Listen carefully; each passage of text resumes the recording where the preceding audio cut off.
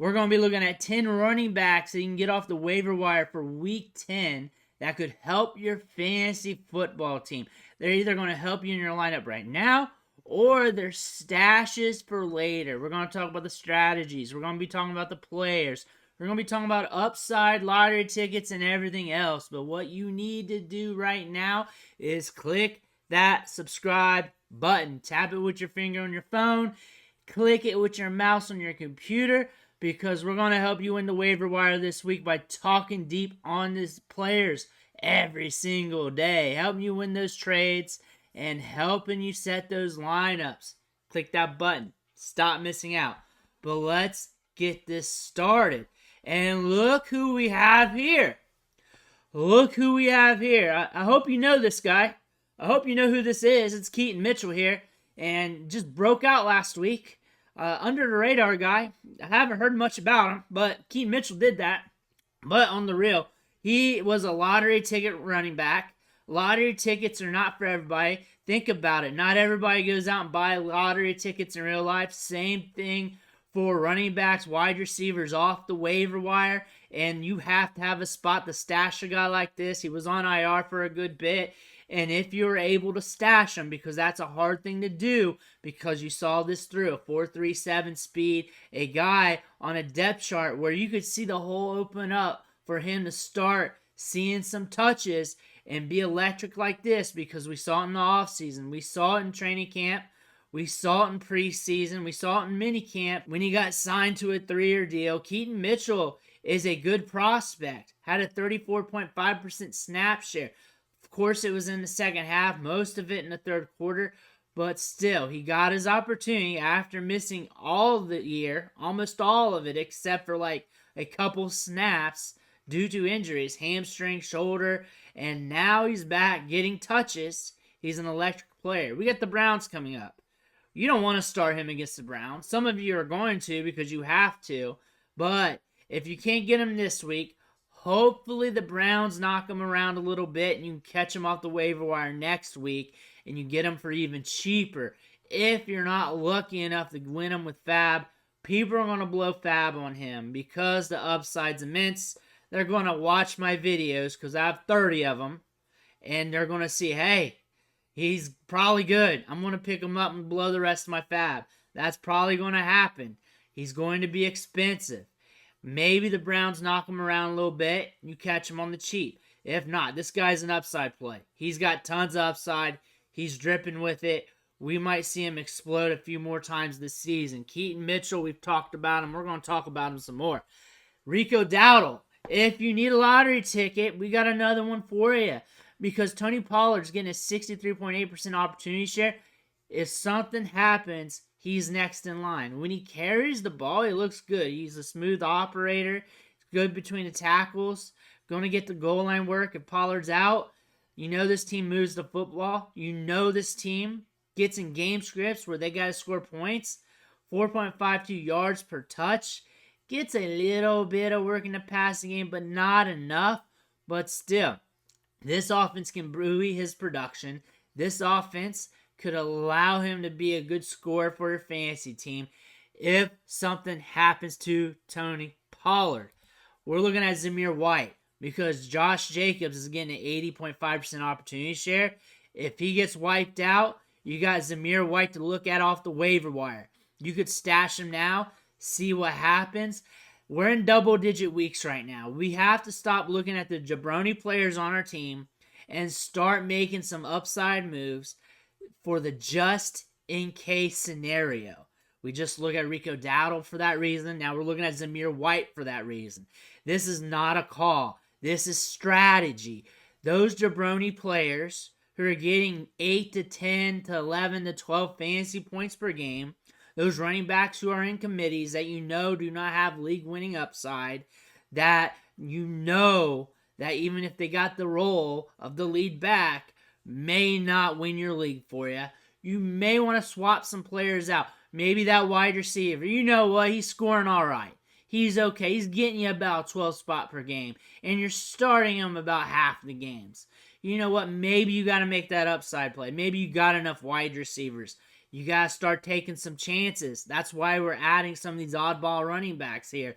Josh Jacobs is getting a lot of touches. If he does get wiped out, you're looking at Zamir White because he's getting touches. He's going to get goal line looks.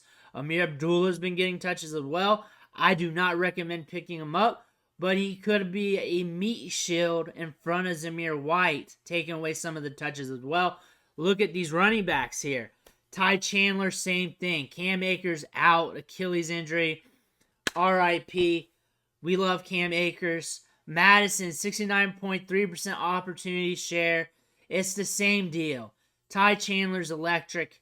If he gets a bigger workload, which he will be getting some sort of a bigger workload, you need to be looking at him. You need to have a stash play. You need that on the back of your bench. We talked about that about Keaton Mitchell. Not everybody likes lottery tickets. Everybody hates them because you buy them and more than likely they end up in the trash can. You're not winning the $1 million. But the thing is, if you cash out on one of these running backs that hit, and they hit hard in the last 3 to 4 games of the season, you're winning your league, especially if you're in the playoffs. And you need to take some chances here. You got some jabroni players, roster cloggers that's scoring enough to make you too scared to drop them. Maybe you got to make that move. Maybe you do to get over the hump. That's your decision, though. That is. But you have to be looking at that and thinking forward. That being said, if you need a running back that's getting some touches, getting some opportunity, it wasn't last week, but his snap share is increasing because in Week 8 against the Browns, he got a 59% snap share.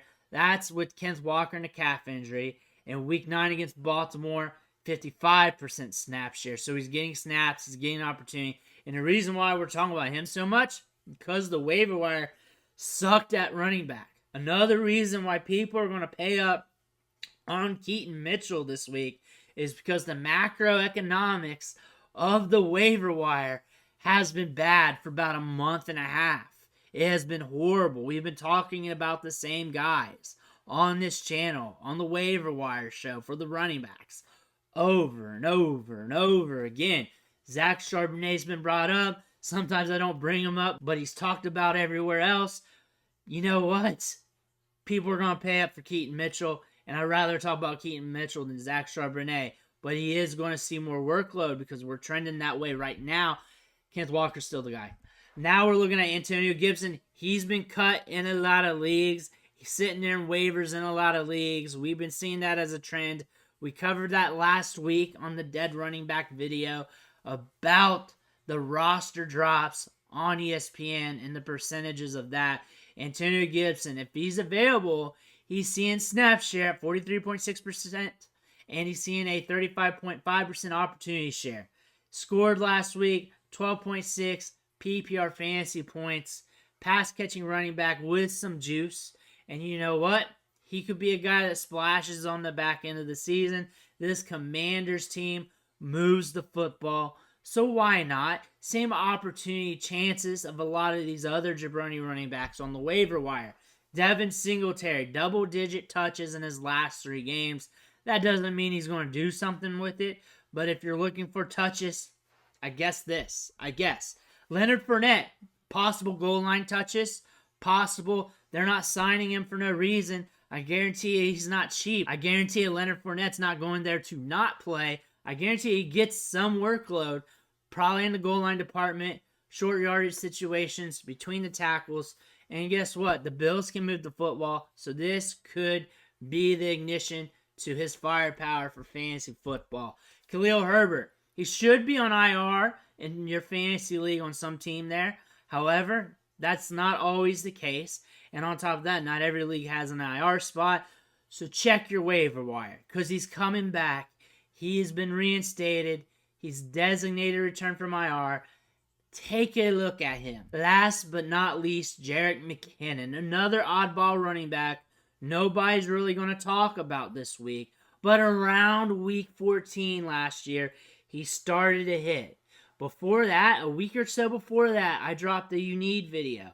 And what we're saying is watch the workload, because in that You Need video that I talked about in that series about Jerick McKinnon, is his routes just started to increase magically. Nothing was happening with him, but he was just starting to run all these routes per game.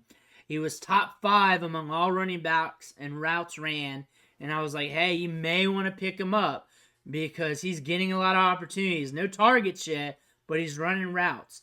We're back to the back half of the season here. Maybe this is another trend that we're not paying attention to. Like, they use Jerick McKinnon subconsciously in the back half of the season. The year prior to that, 2021, he was hurt a lot of the year. In the playoffs, they used him a good bit. And then 2022, nothing really. He was used a little bit, but production-wise, nada. And we got around week 14, he started to go off. Watch his workload. Maybe it doesn't happen, but watch his workload. You don't need to pick him up right now, but maybe you do. Maybe you do. He did score last week. He did get you something, but watch what he's doing. When the routes come out for the advanced metrics, I'll let you know, and I'll keep an eye on him, and I'll give you that you need video if that starts to happen, so you can just grab him and hope and pray he has another end of the season like last year. But watch his workload. Not the touches, not the targets, but the routes ran and the snaps. Maybe not even the snaps, because he could be rocking a 30 to 40% snap share and still run more routes. When he's using the passing game, he's dangerous in fantasy. Keep an eye on him. Keep an eye on some of these jabroni running backs and their situation. You may want to pick one up as a lottery ticket. We're in double-digit weeks right now. Now's a good time to take on a little bit more risk, especially if you're middle of the road. If you're going to be in the playoffs, start preparing now. Look for some upside plays, because one player that goes nuclear, usually it's a younger guy who steps into a situation that's granted to him due to injury, change of scenery, or whatever happens, that could be that player that runs rampant and wins your league for you. Let me know what you think in the comments below. I want to hear about it. Make sure you hit that subscribe button on the way out. I want to thank you for watching. Catch you on the next video.